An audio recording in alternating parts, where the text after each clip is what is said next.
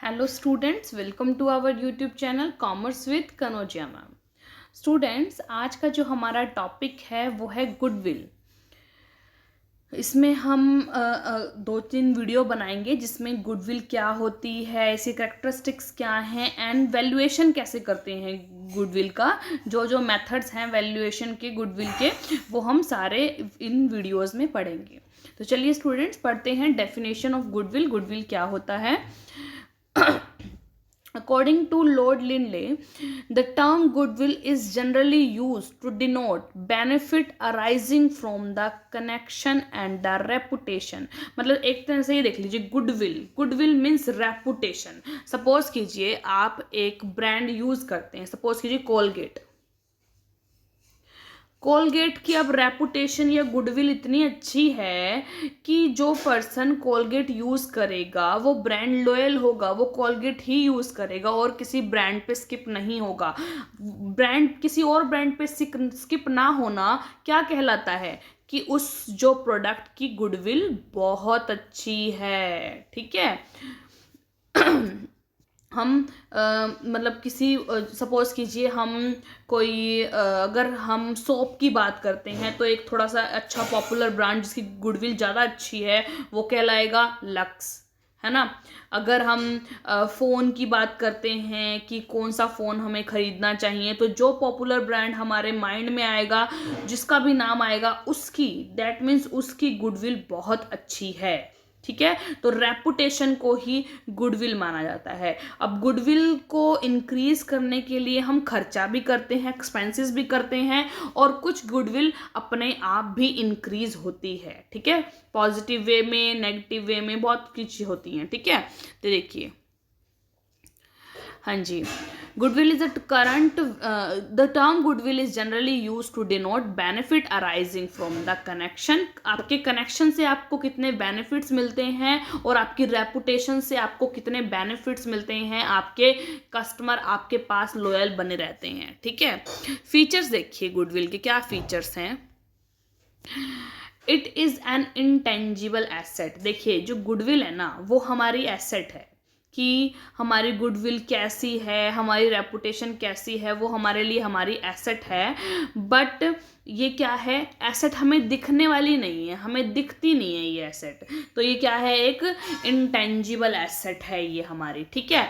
Then its value tends to fluctuate. इसकी जो value है ना वो फ्लक्चुएट होती रहती है। Goodwill can not have an exact cost. Goodwill को हम ना एज ए एग्जैक्ट कॉस्ट में नहीं बता सकते कि हमारी गुडविल इतने रुपए की है या कुछ भी है, एग्जैक्ट कॉस्ट में नहीं बता सकते। तो ये फ्लक्चुएट होती रहती है, कभी ऊपर जाती है, कभी नीचे जाती है, कभी ऊपर आती है, कभी नीचे आती है। ठीक है।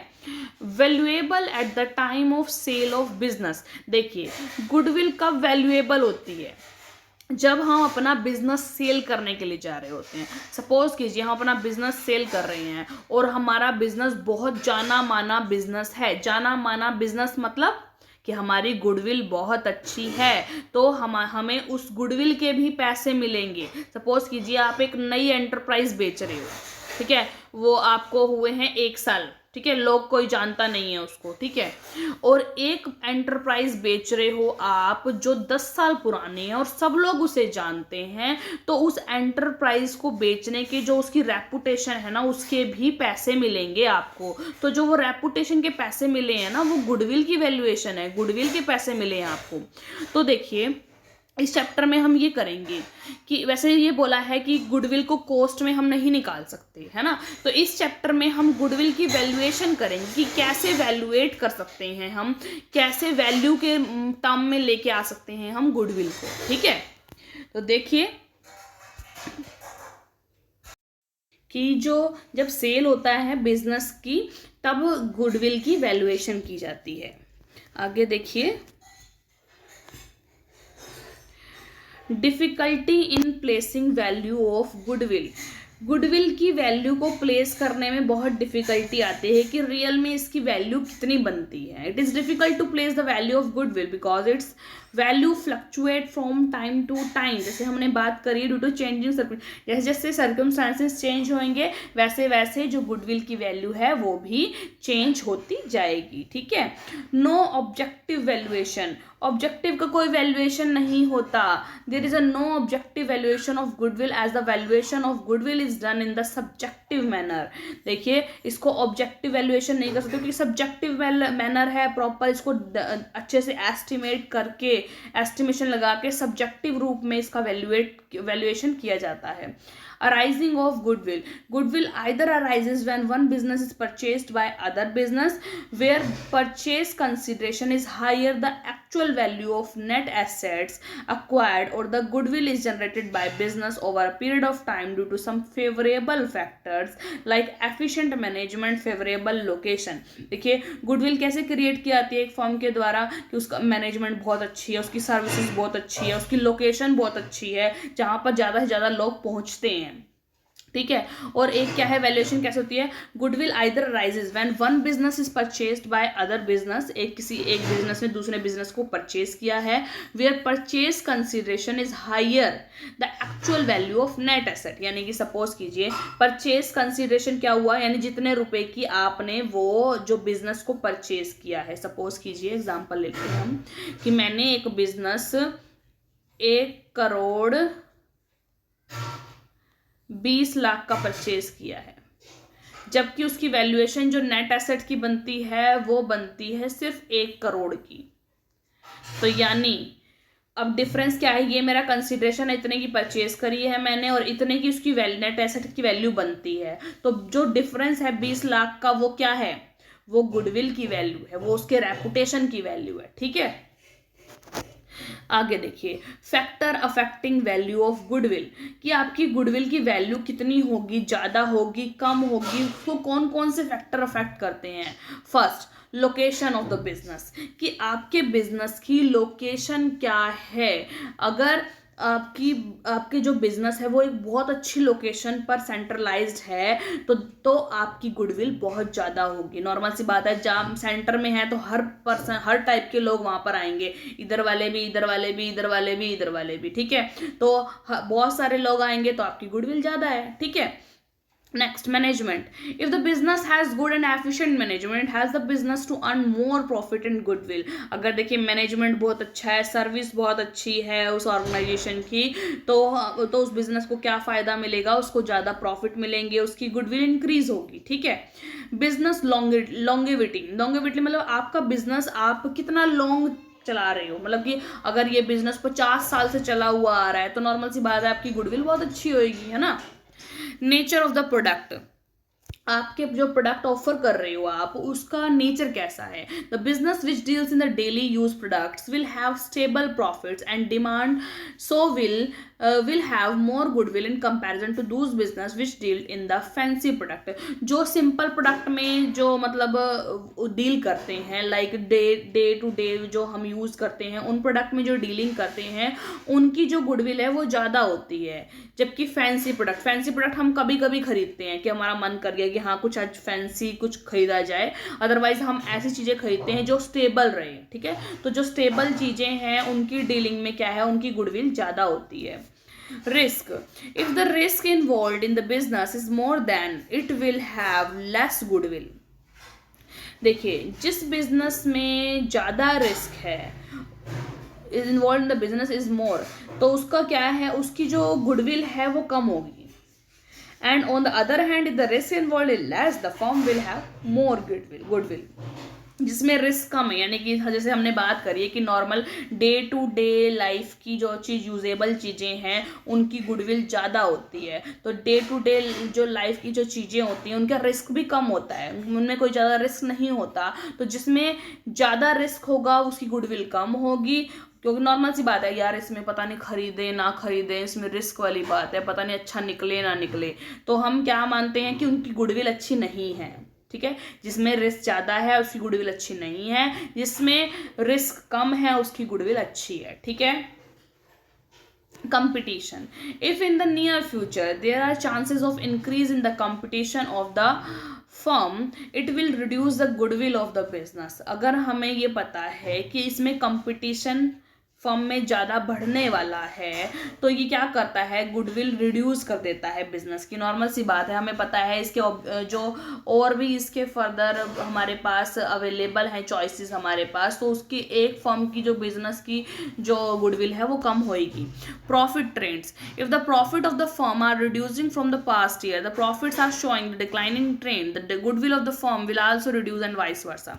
अगर आपके जो प्रॉफिट्स ट्रेंड हैं वो अगर निरंतर घटते हुए आ रहे हैं, डिक्रीज होते हुए आ रहे हैं, तो ये आपकी गुडविल को भी उसी अकॉर्डिंग डिक्रीज करेंगे, ठीक है। और ऐसे ही अगर इंक्रीज होते हुए आ रहे हैं तो वो आपकी गुडविल को भी इंक्रीज करेंगे, ठीक है।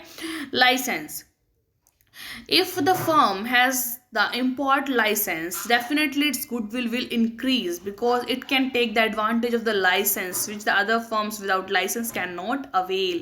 अगर आपकी फर्म के पास इंपोर्ट का लाइसेंस है तो नॉर्मल सी बात है आपकी जो गुडविल इंक्रीज होगी, क्योंकि और फर्म के पास वो लाइसेंस नहीं है, आपके पास है वो लाइसेंस, ठीक है। Requirement of capital, the capital requirement of business also affects it's goodwill. Capital जो रिक्वायरमेंट है बिजनेस की वो आपकी गुडविल को नॉर्मल सी बात है अफेक्ट करेगी। If the two firms earn same rate of return then the business will lesser capital will enjoy more goodwill. देखिए, अगर दो firms same return means same profit आ रहा है उनको, जो पैसे से लगा रहा है उसमें जितना भी रिटर्न आ रहा है वो सेम रेट से आ रहा है, तो उन दोनों फर्म्स में से जिसने कैपिटल कम लगाई है, जिसने पैसा कम लगाया है, उसकी गुडविल ज़्यादा होगी। सपोज कीजिए, एग्जाम्पल के वे में समझाती हूँ, ये ए फर्म है, ये बी फर्म है, इसने अपनी ऑर्गेनाइजेशन में 20 लाख रुपए लगाए हैं, इसने 25 लाख रुपए लगाए हैं, इसको भी पर मंथ या कुछ भी पर ईयर 1 लाख का फायदा हो रहा है, और इसको भी पर ईयर या फिर पर मंथ 1 लाख का फायदा हो रहा है, तो दोनों का प्रॉफिट तो सेम है, दोनों की रिटर्न सेम आ रही है, तो इनमें से कैपिटल किसने कम लगाई है, 20 लाख रुपए किसने कम लगाई है, तो ए इंजॉय करेगा, ए की गुडविल ज़्यादा होगी, ठीक है। और कुछ अदर फैक्टर देखिए क्या है, टेक्नोलॉजिकल नो हाउ, भाई आप टेक्नोलॉजी कितना आपको पता है, ठीक है। इंडस्ट्रियल रिलेशन कितने कैसे हैं आपके, जितने ज़्यादा आपके अच्छे इंडस्ट्रियल रिलेशन होंगे उतनी आपकी गुडविल ज़्यादा होगी, जितनी अच्छी आप टेक्नोलॉजी यूज़ करोगे उतनी अच्छी गुडविल आपकी होगी। क्वालिटी ऑफ द प्रोडक्ट, जितने अच्छे आप प्रोडक्ट प्रोवाइड करवाओगे उतने अच्छी आपकी जो गुडविल होगी। रिसर्च एंड डेवलपमेंट, आपके ऑर्गेनाइजेशन में रिसर्च एंड डेवलपमेंट पर कितना काम किया जाता है उसके अकॉर्डिंग आपकी गुडविल डिसाइड की जाएगी, ठीक है। आगे देखिए क्लासेस ऑफ गुडविल की classes. Rowland has given 4 principal classes of goodwill which are as follow. First है local goodwill. This class of goodwill arises from the situation of the trader's premises. Trader की premises की situation के according ये local goodwill बनाई गई है। Example है shopkeeper in a busy market centre. एक शॉपकीपर लगा लेते हैं हम, दुकानदार है और बिजी मार्केट सेंटर में, वो उसकी लोकल गुडविल होगी, ठीक है। The personal reputation, this class of goodwill arise through the skill, influence and the personality of individual as in the case of professional man. Example an accountant और a doctor. Personal खुद की reputation, देखिए जैसे कि एक accountant है, हमें पता है यार ये बंदा बहुत अच्छा अकाउंट्स वर्क करता है, ठीक है। ये डॉक्टर है, हमें पता है यार ये बहुत अच्छे से डॉक्टर जो है बहुत अच्छा माना हुआ डॉक्टर है, बहुत अच्छी दवाई देता है, इसकी दवाई जल्दी लग जाती है, ये वो क्या है, उसकी पर्सनल खुद की रेपुटेशन है जो उसकी स्किल से, उसकी पर्सनैलिटी से, उसकी इन्फ्लुएंस बिहेवियर से आई है, ठीक है। The reputation of goods sold, जो आप गुड्स बेच रहे हो उसकी रेपुटेशन क्या है, यानी आप कैसा प्रोडक्ट बेच रहे हो उसकी रेपुटेशन क्या है, प्रोडक्ट की क्वालिटी क्या है, उसके अकॉर्डिंग आपको जो गुडविल मिली है वो reputation of the goods sold के अकॉर्डिंग मिलेगी। This type of goodwill rises from the high standard of quality of the goods sold themselves. Example, a well advertise brand of properties good, properties goods का एक well advertisement उसको अच्छी दे रखी है उसकी। आगे monopoly, This type of goodwill arises due to the existence of an absolute or partial monopoly, कि जहां पर एक प्रॉपर एब्सोल्यूट और या फिर थोड़ी हाफ पार्शियल मोनोपोली जहां राइज होती है वहां पर मोनोपोली गुडविल राइज होती है। ठीक है, आगे देखिए, ये मेन है कि कौन कौन से मेथड हैं गुडविल को वैल्यूएट करने के लिए। जैसे हमने बात करी है कि गुडविल को हमें कॉस्ट में लाना, कॉस्ट में वैल्यूएट करना बहुत मुश्किल काम है, तो इसलिए उसको वैल्यूएट कैसे करें उनके मेथड बनाए हुए हैं। तो कौन कौन से मेथड हैं देखिए, फर्स्ट मेथड है एवरेज प्रॉफिट मेथड, दूसरा है वेटेज एवरेज प्रॉफिट मेथड, तीसरा है सुपर प्रॉफिट मेथड, फोर्थ है कैपिटलाइजेशन मेथड, फिफ्थ है एन्युटी मेथड एंड सिक्स्थ है परचेज मेथड। इन सब मेथड्स को हम 1 बाय 1 करके हम अपनी वीडियोस में पढ़ेंगे। इसमें जस्ट इस वीडियो में सिर्फ हमने गुडविल क्या है वो देखा, गुडविल के कैरेक्टरिस्टिक्स या नेचर क्या है वो पढ़ा, और कौन कौन से फैक्टर हैं जो गुडविल को अफेक्ट करते हैं वो पढ़ा, और कौन कौन से मेथड्स हैं या फिर कौन कौन से 4 टाइप की गुडविल है वो पढ़ा, और कौन से मेथड हैं जिसके अंदर हम गुडविल को वैल्यूएट कर सकते हैं, उन मेथड्स के नाम पढ़े हैं बस। अब इन मेथड को एक एक करके हम एक एक वीडियो में बना के आगे आपको प्रोवाइड करूंगी मैं। तो स्टूडेंट्स ऐसे ही ज़्यादा से ज़्यादा कनेक्ट होते रहिए मुझसे, और जो भी अगर आप वीडियो देख रहे हैं मेरे, तो वीडियो को ज़रूर लाइक करें, शेयर करें, कमेंट करें, और चैनल को सब्सक्राइब भी ज़रूर करें। सिर्फ वीडियो ना देखकर चले जाएं, चैनल को सब्सक्राइब भी कीजिए। तो थैंक यू स्टूडेंट्स।